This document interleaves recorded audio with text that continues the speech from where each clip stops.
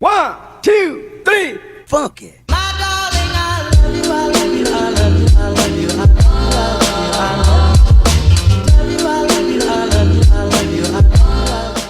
All right, guess who just stopped by Knowledge Society headquarters, came to visit me?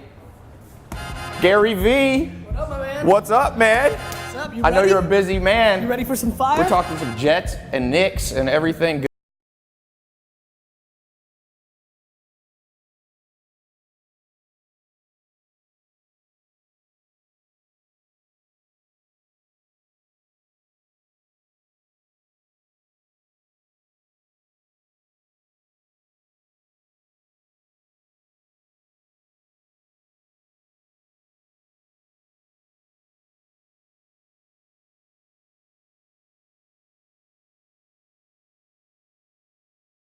Thanks, brother. Yeah, he's headed to the airport, so he was nice enough to pop in here and Make sure to show everybody my second half-court shot that almost Yeah. went in. We were Edit out the first piece of shit shot I took. That will never be seen. But the second one that literally almost went in, make sure that gets seen.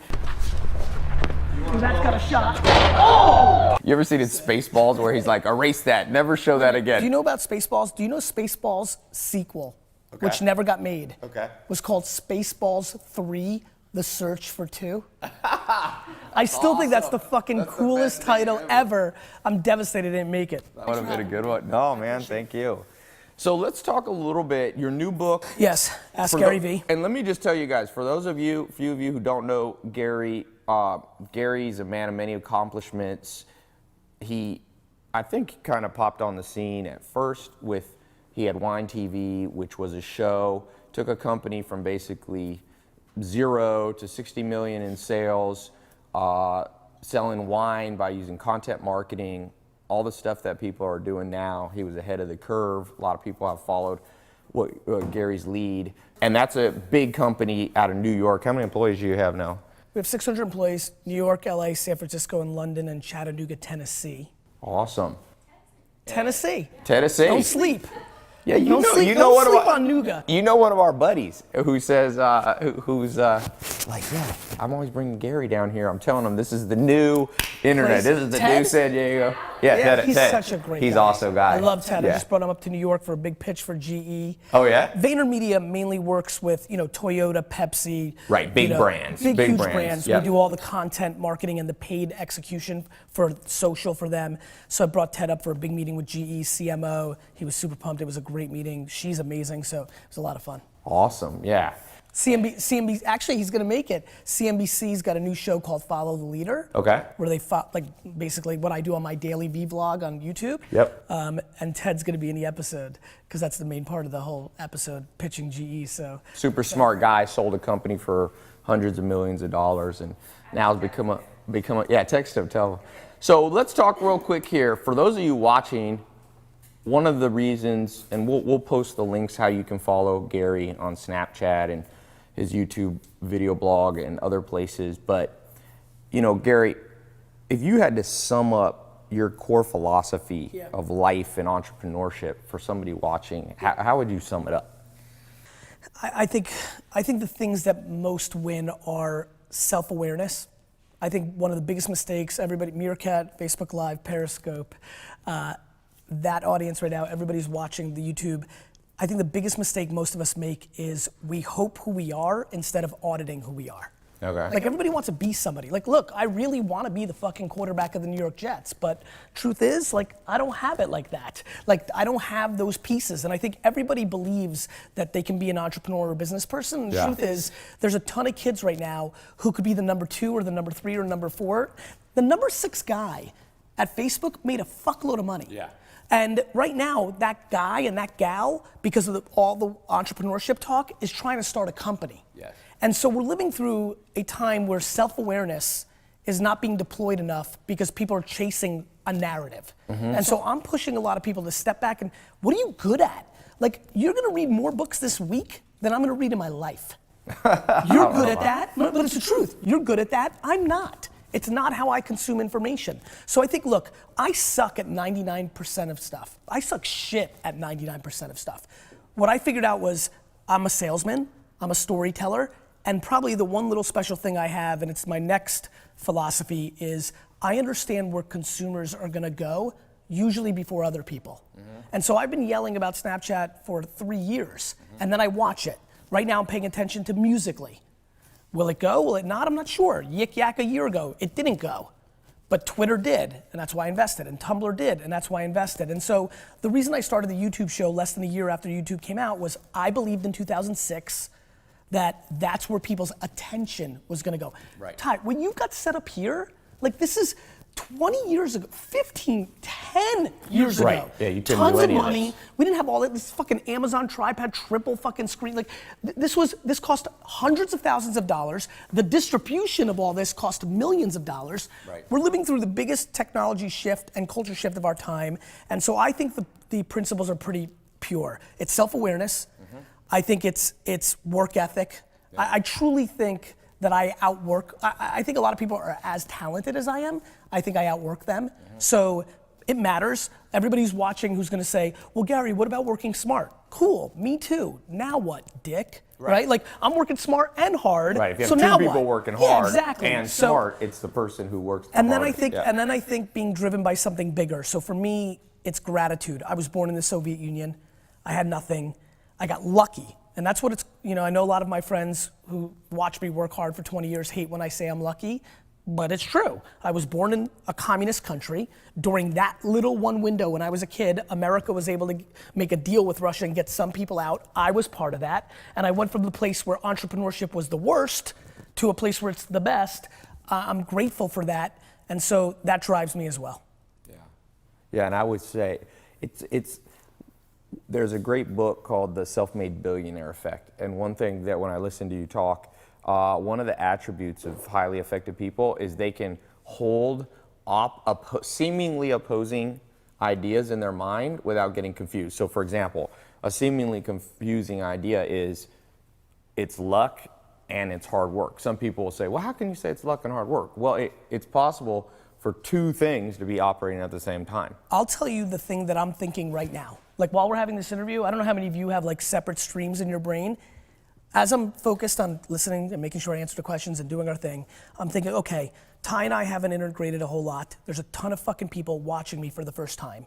And this is gonna be really funny because I always love my first time to a new audience because there's people that love me and they hate me, and it's based on two opposing views. One, I think I'm as egotistical as it gets. I equally believe that I have more humility than anybody I've ever met. And I'm pushing so hard between ego and confidence and humility that depending on the series of questions that happen in this 20 minutes, 65% of this audience can be like, that's my motherfucker. How do I follow Garyvee? 35, I'm like, fuck that dude. And I'm always fascinated by that. And so when you bring up that opposing thing, I do think about luck and hard work. I do think I outworked everybody. I do recognize serendipity matters. First of all, you were born a human. Let's start with, we could have been fucking ladybugs. Like, you know how pumped I am that I'm a person? No, This is seriously. gonna be the caption. No, seriously. Are you happy you're not a ladybug? No, but wait a minute. I know everybody's laughing right now, but I want everybody to understand something. It's Like a good all point. of you laughing behind this camera, do you know the math around becoming a human? Like your mom and dad have to have sex at the right 100th of a second, that all that fucking sperm, like the math is insane. So first of all, I'm fucking pumped because I could have been a tree or a basketball or some horse shit like that. Number two, Basketball, you're not born. I am sure of that. like people, like I'm watching the stream right now and people are like complaining like, oh, like this sucks. And like I get fucking 10,000 email a week saying, this didn't work out for me, or my favorite, Uber stole my idea. Fucking ideas. Like I don't even want to get on ideas. Like everybody, like it's only execution, right? Let me give you the 30 big ideas. Ready? The smart refrigerator. You want to build a $1 trillion business? You want to own 800 of these homes and 7,000 of those cars and 4 sports teams? Here it is. It's called the smart refrigerator. Everybody's gonna have a refrigerator in their kitchen. That refrigerator is gonna know when you're down to 1 Bud Light because you put in 6. There's gonna be 1 left. left and it's gonna reorder it for you. So it's gonna out arbitrage every retailer, Amazon, everybody. The refrige is gonna order it from Budweiser direct. Budweiser's gonna deliver it, and the fridge is gonna become this, Ty. Just like this has become the fucking machine and Apple makes a VIG on everything, that's your fridge on every consumer product. The smart kitchen. Amazon's already getting in that. Amazon's got that little sensor you put up. Bezos is a beast. Yeah. So Bezos is a monster. there you go, everybody. There you go, fucking Keith Mintz and Javier fucking and Leonidas the King and Marcus J. Alford. There's your idea, right? There's your idea. But here's the real fucking game. Who's gonna execute? Right. Who's gonna hire the right people? Who's gonna make the product? Who's gonna make the JVs with fucking the brands? Like, who's gonna execute? Ideas, fuck, man. Anyway, I'm sorry. All right, let's talk. It's true. That like, it's just true. What we have to do, I think the problem in this interview is the energy's a little low. So we need to bring it up a notch so that everybody doesn't fall asleep on it. Okay, let's move from, and I totally agree. Ideas are important, but you know that there's actually broker lists you can buy of ideas for like $2 to $5 grand and they're insanely good lists. Interesting. So anything you can buy for $2 to $5 grand is literally worth $2 to $5 grand. But a company that you built that runs the smart refrigerator or personalized medicine is another big one. You can't buy these; they haven't been created. Therefore, like Elon Musk said, I've gotten to hang out. This is my third time with Elon Musk, and one of my favorite Elon Musk quote. He says, "You get paid in proportion to the difficulty of the problem you solve." So a lot of people are out there like, "Hey, I solved the problem. How to walk to my refrigerator." Well, everybody knows how to do that. You have to solve a problem, and therefore, your income is going to be directly proportional. Solve a small problem. Know how to hand somebody a burger at McDonald's. They'll pay you minimum wage. Put someone on Mars in a rocket ship like Jeff Bezos' Blue Origin or Elon Musk's SpaceX, they're going to pay you a lot of money. I would add something to that for everybody listening at home, because that's right. And then everybody who's watching right now is thinking what I'm thinking, which is like, fuck, that sucks, because I'm not talented enough to solve a big time problem. Because big time problems take real brain power. I will say the other thing, and I'm sure you're gonna agree with this watching from afar, there's also reverse engineering the demand of the marketplace, right? So for example, guys like pretty girls. Pretty girls are able to make a lot of money because they're pretty and there's demand. And so demand in marketplace behavior is very important. Yeah. I think one of the ways to, if you don't think that you can figure out how to build a tunnel underground and get me from LA to New York in a minute, then the other thing to really take a step back, this is back to self-awareness. For everybody who's watching right now, if you're like, shit, that's great, but I'm not a fucking math genius like Elon Musk, the thing that you might be able to do, and I do think this is a talent, I think this is my talent, pay attention to what people care about and reverse engineer it. For example, Uber. What does Uber sell? Uber sells time. Right. Uber doesn't sell transportation. Uber sells time. Everybody here, no matter their income level, cares about time because we now live in a 24/7 world. So if you make that your religion of a market that matters, building products and services that buy time and sell it back to people is probably, in my opinion, the quickest path to real financial success in the next decade for the average to above average operator and thinker, because it's going to be such a big space. Yeah, totally agree. And the thing about that, in terms of how much talent, Warren Buffett says if you have over 130 IQ, you can sell a lot of it. You don't need it. The average self-made millionaire is 125, 130 IQ, which is sharp, but not. So if you're watching this, if you're figuring out how to do Facebook Live and YouTube, you're probably already at that sharp enough level. What really differentiates you are some of the things you said. Pattern recognition. Can you see patterns? Mark Cuban told me, he said, I've always been able to see around corners before other people. He recognized a pattern, can see around that corner. So that's an important thing. I say you got to know the language of money. I talk a lot about that. You go to China, you don't have an interpreter, you're going to be lost.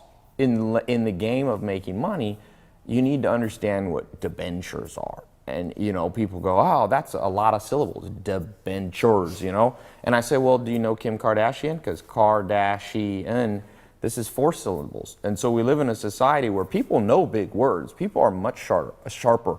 IQs have gone up. It's a myth that we're getting dumber. Well, you know why, but we're not using it in the right way. IQ's been commoditized. Right. What do you want to know? Google. Who's the 19th president of all the United States? This old fucker.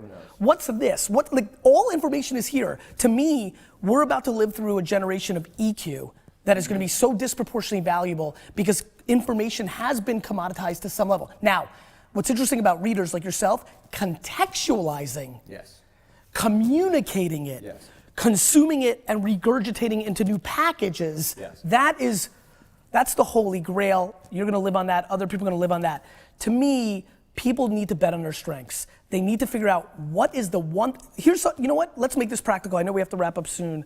Forget about the promotion of the book, I wanna get this off. Find the 5 people that are closest to you in the world. Brother, sister, your homie that you grew up with.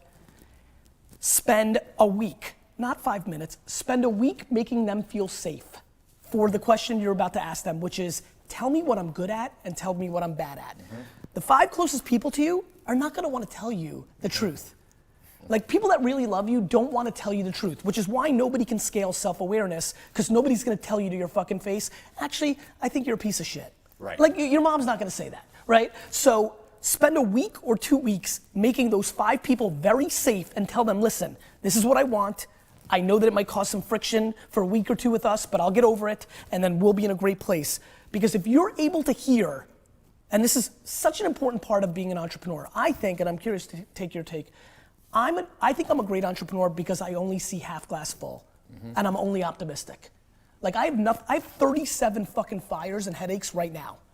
Yet I'm looking at, oh, there's 19 new people that are gonna discover me, 900 new people, 9,000, like, you gotta look at the upside. If you're capable of listening to the good and the bad, eliminating the good, not like making it feel nice, but really focusing on the bad, or really paying attention to the good. If you take 5 people and they all tell you that you're funny, fucking start making fucking Snapchat comedy videos. Like, let me add one thing to this real quick. One of the things that I tell people, I call your Eulerian destiny, like how to figure out what you should do with your life.